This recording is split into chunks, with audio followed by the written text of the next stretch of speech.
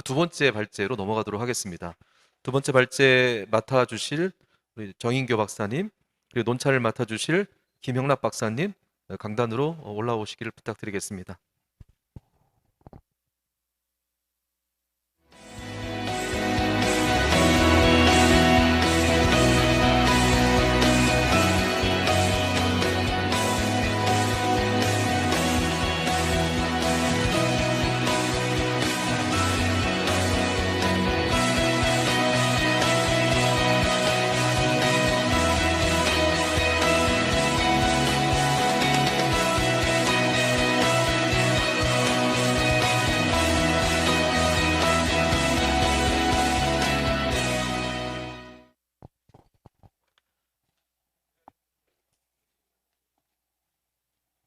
답답했는데 마스크 벗어도 된다고 해서 벗었습니다.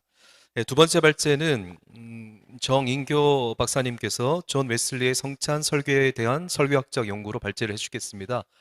정인교 박사님은 서울신학대학에 20여 년 이상 가르치는 사역을 하시다가 최근에 그 목회 현장으로 가서 지금은 담임 목회를 열중하고 계신 분이십니다.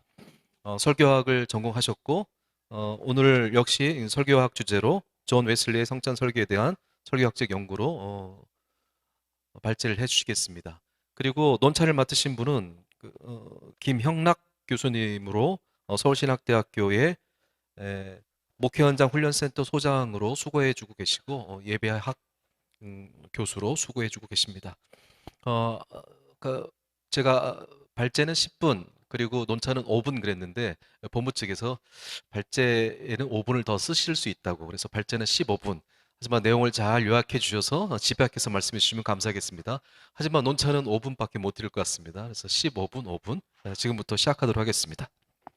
네, 안녕하십니까. 존 웨슬레이의 성찬 설교에 대한 설교학적인 연구라고 하는 주제를 가지고 논문을 발표하게 된 정인교입니다. 제가 이 논문을 쓰게 된 것은 그 위대한 설교자로 칭송받는 존 웨슬리가 성찬이라고 하는 교리적 주제를 설교에서 어떻게 다뤘는가 하는 것을 좀 알아보고 싶었습니다. 실질적으로 목회 현장에서 교리 설교는 매우 중요하면서도 그러나 현실적으로 교리 설교에 대한 선호도는 매우 떨어지는 것이 사실입니다. 그러나 최근 이단 사설의 공격이 매우 기승을 부리고 있는 상황에서 순전한 복음을 수호하기 위해서라도 그리고 성도들에게 온전한 기독교적 가치관을 제대로 심어주기 위해서라도 교리적 주제에 대한 설교는 매우 필요하다고 생각이 듭니다. 흥미있는 것은 설교자로 유명한 존 웨슬리가 놀랍게도 고교회적 의식 중심의 성찬에 대해서 매우 강한 애착을 가지고 있었다는 사실입니다. 그래서 위대한 설교자이면서도 이 교리적인 주제를 도대체 어떻게 다뤘는가 하는 거가 매우 흥미가 있었고 그래서 그것을 한번 연구해 봤습니다. 존 웨슬리의 그 성찬 애호를 보면은 5일에 한 번씩 성찬식을 거행을 했고요. 일기에 의하면은 그 모든 교회의 기념일에는 반드시 성찬을 했습니다. 그리고 올더스케이 체험 이후 40년이 지난 1777년 부활절 8일간 원시 교회의 예에 따라서 매일 아침 성찬을 베풀었습니다. 미국 조지아로 가는 항해시에는 신성클럽 회원들과 함께 매일 성찬을 가졌습니다. 그리고 조지아 체제 중에도 빈번히 성찬 예식을 가졌습니다. 또 병상 환자나 임종자 방문할 적에도 반드시 성찬을 베풀었고 주일에는 자기 집에서 성찬을 거행을 했습니다. 나아가서 메소디스트 회원들한테도 소속교회 나가서 정기적으로 성찬에 참여하도록 독려를 했습니다. 웨슬리 연구가들은 성찬 예식이 메소디스트가 국교회로부터 나오게 되는 한 원인이 되었다고까지 진단할 정도입니다. 이와 같은 성찬에 대한 애착은 하루아침에 이루어진 것은 아니라고 생각이 듭니다. 그 배경을 살펴봤더니 1차적으로는 그 부모의 경건한 훈련이 집안 분위기가 매우 중요한 영향을 미쳤습니다만 특별히 성찬과 관련해서는 그 아버지 사무엘의 영향이 컸다고 생각이 듭니다. 1700년 주의 만찬과 세례라고 하는 논문을 출판할 정도로 이 성만찬에 대해서 일가견을 가지고 있었고 매일같이 이 아버지는 성찬을 거행을 했습니다. 그 영향이 컸다고 생각됩니다. 청년 시절의 경험도 1725년에 국교에 사제 결심을 하면서부터 이제는 성만찬을 규칙적으로 참석을 하게 됩니다. 그리고 1729년 옥스퍼드 대학 교수가 되면서 이제 신성 클럽을 맡게 됐는데 매주 한 번씩 성찬을 거행을 하게 됩니다. 또 하나 중요한 요인이 영국 국교에 대한 애착과 관심이라고 생각이 듭니다. 나는 영국 국교에 열심히 애착을 가졌던 만큼이나 영국 국교의 모든 예식법에 애착을 가졌다라고 공공연히 밝힐 정도로 잔 웨슬리는 국교에 큰 애착과 관심을 보였는데요. 조지아로 가는 항해 중에 웨슬리가 20여 권의 책을 읽었는데 전부가 다 대부분 고교회, 전통교회 또는 예전에 관한 책들을 읽었습니다. 그 다음에 또 하나 영향을 미친 것이 비국교도들의 영향이라고 생각이 듭니다. 웨슬리가 지도했던 신성클럽이 비국교도들의 영향을 받아서 매주일 성찬과 수요일과 금요일 금식을 시행을 했는데 웨슬리 역시 여기에 자연스럽게 동화될 수 있었고, 나중에 웨슬리가 조지아 선교를 할 적에 성찬 예식에 포도주에 물을 섞는 것, 이거가 바로 이 비국교도들의 전형적인 방법이었는데 그대로 행했고요. 나중에도 올드스케이 경험 이후에 11년이 경과된 1749년 시점에도 물을 포도주에 혼합해 가지고 사용한 것들을 보면은 비국교도적 영향이 굉장히 컸다 하는 것을 알 수가 있습니다. 잔 웨슬리의 성찬교리의 설교의 양상을 좀 살펴보겠습니다. 사실 잔 웨슬리의 설교집 7권에 수록된 150편의 설교 가운데 시종일관, 성찬이라고 하는 교리적 주제를 다룬 설교는 성찬을 규칙적으로 시행할 의무라고 하는 설교문이 유일합니다. 또 다른 설교 하나가 은총의 수단이라고 하는 이 설교가 있는데, 이거는 성찬을 다루기는 하지만은 성찬을 부분적으로 다룹니다. 그 밖에 이 두 가지 설교 외에도 일반 설교에서도 그 성찬에 대해서 언급을 하고 있어요.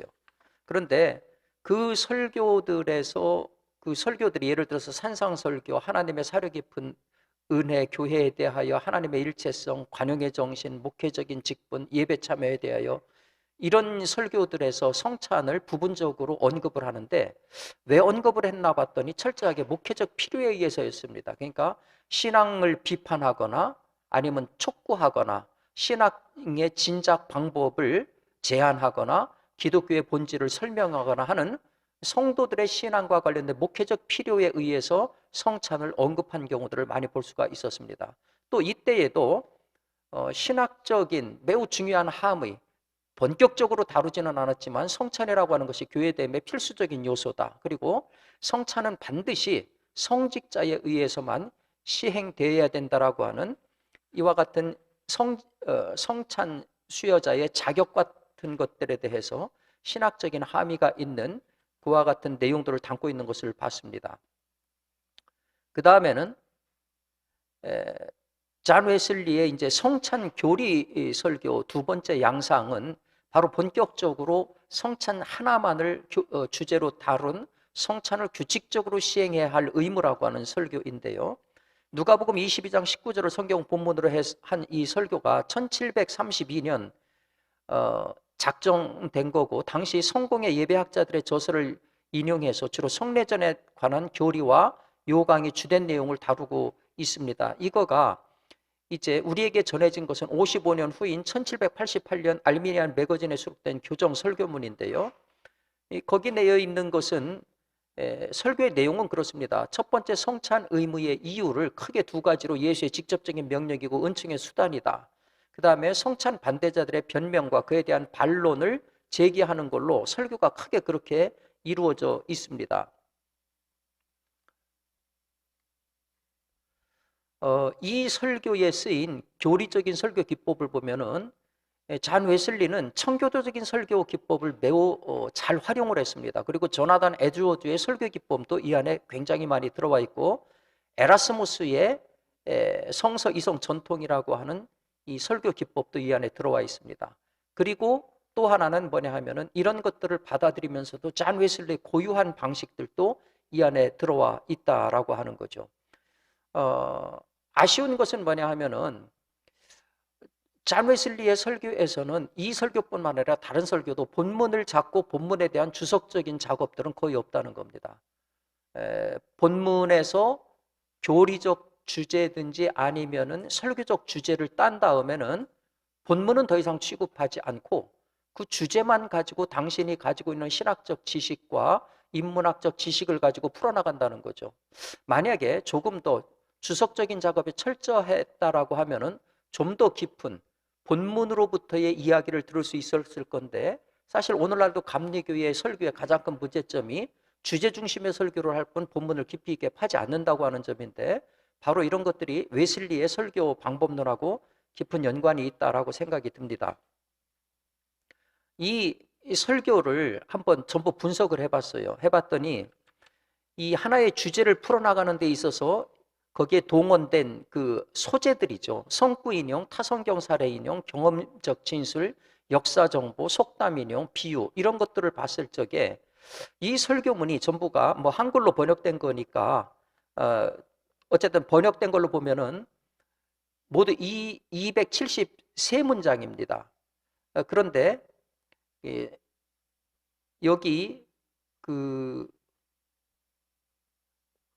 설교의 88.5%가 설명으로 이루어져 있습니다. 전부 주장과 선언들로 이루어진 설명으로 이루어져서 전형적인 변증 설교 혹은 논쟁적 설교의 양상을 보여주고 있습니다. 실질적으로 우리가 교리 설교가 상당히 어려운 것 가운데 하나는 건조함이거든요. 그 건조함은 피할 수 없는데, 그럼에도 불구하고 이 설교에서는 그 건조함을 피하려고 하는 노력은 별로 보이지 않고, 거의 대부분 건조함을 피하려고 하는 노력은 아마도 제가 생각할 적에는 그가 가장 즐겨 사용하는 논쟁적 기법을 통해 가지고 이성을 자극하는 방법을 사용하고 있는 것이 아닌가. 더더군다나 굉장히 과도한 공격적인 문장 같은 것들을 많이 쓰는데, 이런 것들을 통해 가지고 오히려 회중들한테 사실 설득하는 방법 가운데 공격을 통한 설득이 있거든요. 이런 방법들을 아주 즐겨 사용하는 것이 아닌가, 그런 생각이 들었습니다. 그 다음에 이 설교에서 드러난 성찬의 교리는 크게 보면은 그리스도의 몸과 피의 상징, 이 떡과 포도주를 상징으로 받아들이고 성찬을 주의 죽으심을 기념하는 거로 이해를 합니다. 사실 신학적 지평에서 본다고 하면 상징이나 기념은 굉장히 중요한 해석들로 종교 개혁자들 간에 끝까지 일치를 보지 못할 만큼 중요한 개념이었는데도 불구하고, 놀랍게도 설교에서는 이런 것들이 아무런 설명 없이 그냥 상징으로 쓰고 기념으로 읽고 하는 것을 그대로 볼 수가 있었습니다. 설교가 신학적 논쟁이나 심오한 신학 사상의 전개를 목표로 하지 않기 때문에 웨슬리는 상징과 기념으로서의 성찬이라고 하는 표현에 대해서 신학적인 해석을 붙이지 않고 단지 선언적으로만 처리를 하고 있습니다. 그러다 보니까 성찬의 본질에 대한 정의나 신학적인 해석은 본 설교에서 전혀 나타나지 않습니다. 이런 경우에 회중들은 설교를 듣고 나서도 성찬이 진정으로 무엇인지는 알 수가 없게 되는 거죠.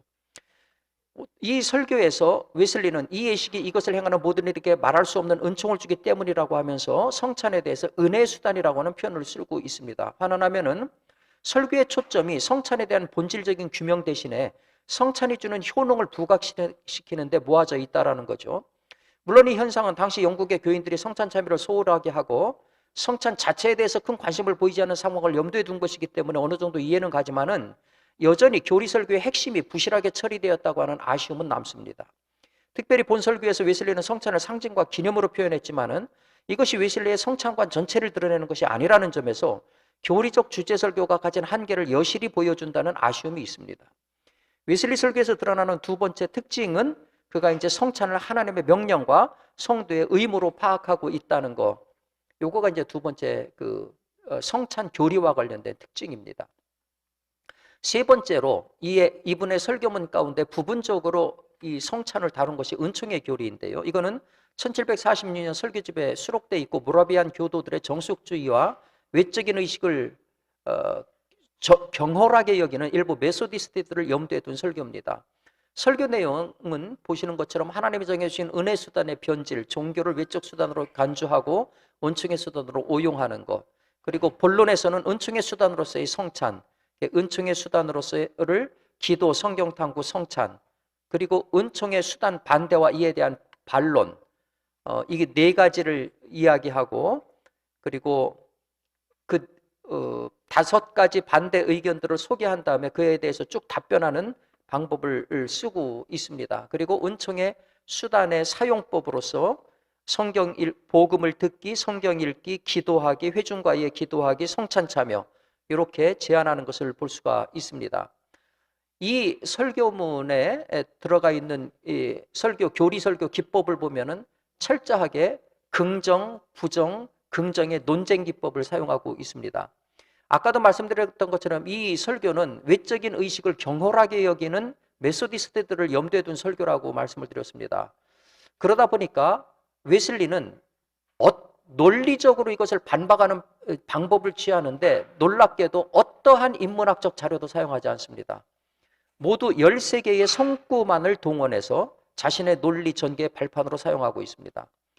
본론에서는 성경 구절의 인용을 통한 논증을 강하게 시도하고 있는데 은총의 수단에 대한 정의와 종료, 그리고 핵심적인 사실을 4가지로 설명하면서 10개의 성구를 근거로 주장을 펼쳐나갑니다.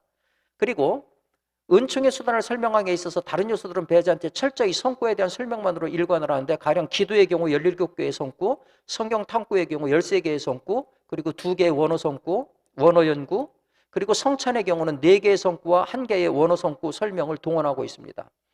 외적인 은총의 수단을 반대하는 다양한 견해들을 다룰 때에도 웨슬리는 다른 일체의 소재를 인용함 없이 모두 39개의 성구를 동원해서 자신의 견해를 펼쳐나가고 있습니다. 이처럼 본 설교에서 웨슬리는 이성, 전통, 일반적인 경험이라는 소재 활용 대신에 성구를 통해서만 교리와 논증, 설득과 적용을 이어나가는 독특함을 보여주고 있습니다. 설교의 소재를 분석을 해봤습니다. 모두 394개 문장으로 이루어져 있는데 성구 인용이 79문장으로 20%, 다른 성경 사례 인용이 37문장으로 9%를 차지하고, 반면에 69%에 해당하는 273문장은 설명, 주장, 질문 등 회중이 들을 때 머릿속에 그림이 그려지지 않고 이성적으로만 파악하고 헤아려야 되는 지적 어필이 차지하고 있습니다. 특별히 우리가 관심하는 성찬을 설명하는 부분 역시 4개의 설명 문장, 4개의 성구, 먹고 마시라에 대한 원어 설명 3문장으로 이루어져 있습니다. 자, 일반적으로 설교의 주제선 전개를 다양한 소재들을 사용하지 않고 성구에 대한 설명에만 의존하는 것은 설교를 건조하게 하고 설명하는 내용을 이해하기 위한 지적 에너지 소비로 회중의 피로도가 증가하기 때문에 대화와 소통으로서의 설교에는 결코 바람직하지 않습니다. 중요한 것은 웨슬리의 이 설교가 일반 평신도가 아닌 신학교육을 받은 성직자들을 대상으로 하고 있다는 사실입니다. 외적인 의식을 경솔히 여기는 소위 전문가들인 성직자들을 논박하고 설득하는 설교에서 성경을 통한 주장과 논리의 전개야말로 가장 강력하고 중요한 무기이며 효과적인 수단이라고 볼 수가 있습니다. 이런 면에서 본다면 적어도 이 설교에서의 가장 효과적인 교리 설교 방법을 존 웨슬리는 채택했다. 저는 이제 그렇게 생각을 합니다. 그 다음에 설교를 통해 드러나는 성찬 교리는 주님의 명령으로서의 성찬과 은혜의 수단으로서의 성찬, 이 2가지가 드러나고 있습니다. 평가와 전망입니다. 첫 번째는 개방성과 독창성입니다. 존 웨슬리의 성찬 설교에는 당시 청교도적 교리 설교와 조나단 에드워즈의 설교 기법, 그리고 에라스무스 전통 등이 골고루 스며 있어서 존 웨슬리가 다양한 설교적 흐름에 개방적이었음을 보여줍니다. 하지만 성경 본문을 세밀하게 다루고 대지와 소대지로 세분화해 다루는 청교도 설교 방식에 대해서 반대하고, 설교 도입부에 매우 다양한 성구를 동원한 에드워드 방식에 대해서도 부정적인 입장을 표명하는가 하면, 성서전통 이성 그리고 경험이라고 하는 자신의 신학 방법론을 설교에 적절하게 활용하는 것을 통해서 웨슬리가 외부의 영향을 발전적으로 수용하는 동시에 자신의 방법론을 창의적으로 보완해갔다, 이렇게 말씀드릴 수가 있을 것입니다.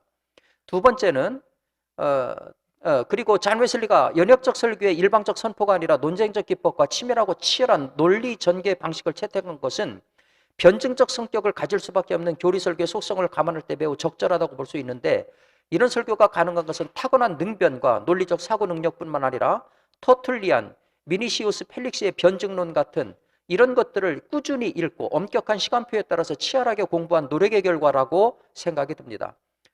두 번째는 대상에 따른 다양성의 채택입니다. 두 편의 설교에서 볼 수 있듯이 존 웨슬리는 설교의 대상에 따라 각기 다른 전개 방식을 채택합니다. 가령 첫 번째 설교는 성찬에 반대하는 지성인을 대상으로 하기 때문에 이성적 원리들을 중심으로 논쟁을 진행하는 반면에, 성직자를 대상으로 하는 두 번째 설교는 철저하게 설교에서 성경을 논증과 설득의 원천으로 활용한다라고 하는 대상에 따른 다양성을 보여주고 있습니다. 세 번째는 성찬설교의 특성과 한계입니다. 잔 웨슬리의 두 편의 성찬설교는 온전한 교리설교라는 차원에서 우리에게 고민스러운 과제를 안겨주기도 합니다. 가령 성찬을 규칙적으로 시행해야 할 의무의 성경 본문인 누가복음 22장 19절은 설교에서 여러 차례 언급되었지만 주석 작업을 통한 본문의 깊이를 드러내기보다는 문자적 해석 정도에 그치고 설교의 주제를 제공하는 기능만을 본문이 제공할 뿐입니다. 두 번째 설교인 은총의 수단은 말라기 3장 7절을 본문으로 하지만 설교에서 단 한 번도 언급되지 않았습니다. 잔 웨슬리는 규례를 떠나 지키지 않았다라고 하는 본문의 문자적 의미를 설교의 근거로 삼고 있을 뿐입니다. 물론 교리 설교의 핵심은 다루려고 하는 교리적 주제임이 분명하지만 문자적 의미에만 매여서 성경 자체를 도외시할 경우 성경이 아닌 설교자의 지식이 설교를 지배하는 우를 범할 수도 있습니다. 또 앞에서 봤듯이 잔 웨슬리의 성찬 설교는 교리를 다루는 설교의 특성과 한계를 극명하게 보여줍니다. 설교가 특정한 목적을 지향한다는 점에서 두 편의 설교는 각각 당시의 성찬과 관련해 강조해야 되는 사항을 정확하게 인지하고 설교의 방향과 내용을 거기에 정향했다는 점에서는 설교의 특성을 잘 드러냅니다만은 두 편의 설교가 회중을 의식한 방향 설정에 치중한 나머지 잔 웨슬레이의 성찬 신학을 온전히 드러내는 데는 한계를 보였다 하는 겁니다. 이런 면에서 한 편의 설교를 가지고 온전한 하나의 성찬이든 교리적 주제를 온전히 드러낼 수 있는가 하는 부분에 대해서는 조금 더 연구가 필요하다라는 생각이 듭니다. 마지막으로는 열려있는 방법론입니다. 잔 웨슬리의 성찬 설교는 대상에 따라서 이성과 성경이라는 각기 다른 소재를 사용했지만 논쟁적 방식을 채택했다는 점에서는 공통적입니다. 그리고 다른 많은 교리 설교 역시 이러한 논쟁적인 전개 방법은 웨슬리 설교를 결정하는 중요한 특징 가운데 하나라고 할 수가 있습니다.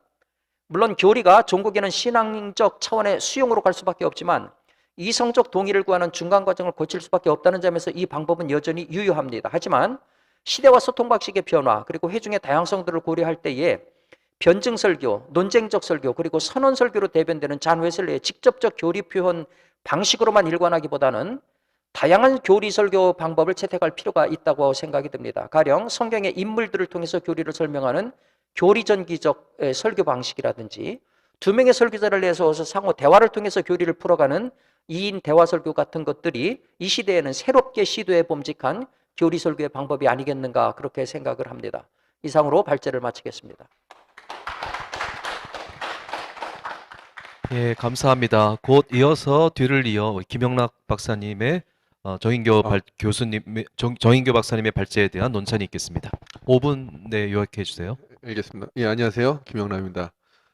먼저 이렇게 그 존 웨슬리의 성찬 설교에 대해서 집중적으로 분석을 하시고 또 이렇게 좋은 내용으로 저희들에게 많은 지식을 알려주신 정인교 박사님께 감사를 드립니다. 시간이 많지 않기 때문에 제가 쓴 그 56페이지부터 느낀 점을 조금 제가 정리해서 이야기를 하려고 합니다. 사실 이제 본 논문을 읽으면서 많은 생각을 했습니다. 정말 우리가 이제 교회 강단에서 얼마나 많은 성찬 설교가 이루어지고 있는가, 또 교리 설교가 얼마나 많이 이루어지고 있는가라는 생각을 했고요. 그래서 오늘 정 박사님께서 이렇게 하신 그 논문 그러니까 논문에 있는 두 편의 성찬 설교는 우리에게 많은 것을 시사하고 있지 않나 생각을 합니다. 그 중에서도 제가 느낀 게 이제 세 가지인데요. 첫 번째는 이제 그 존 웨슬리의 그 두 편의 설교, 사실은 이제 성찬 설교가 두 편밖에 없기 때문에 표본이 적습니다. 그렇기 때문에 이것을 가지고 모든 것을 말할 수는 없지만 어쨌든 그 다양한 회중을 설득하기 위한 다양한 설교의 구성을 먼저 말씀드리고 싶습니다. 그러니까 이 두 편의 설교지만 두 편의 회중들이 서로 달랐어요. 그러면서 아까 말씀하신 대로 서로 이것을 주장하는 방법론이나 논증이 달랐습니다.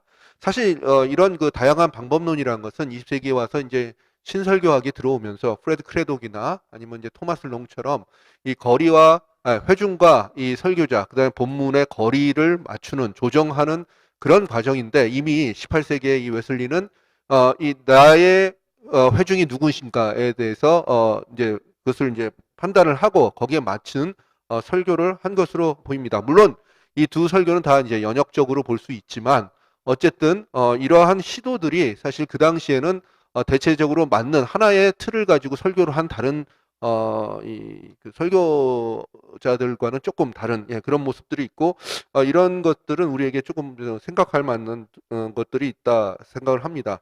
두 번째로는요, 자신의 신학적 방법을 위한 설교죠.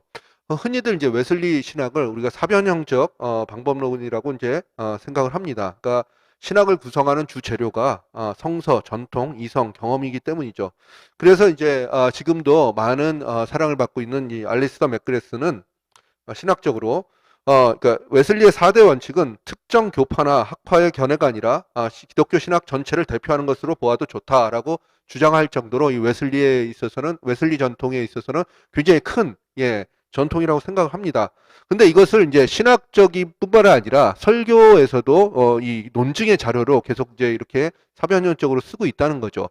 이건 이제 로널드 알렌이라는 설교학자가 이제 웨슬리 설교를 가지고 이제 네 가지 재료를 분량을 넣어서 이렇게 이제 설교를 작성하는 그런 방법이라고 사변형적 설교라고 이야기를 하고 있습니다.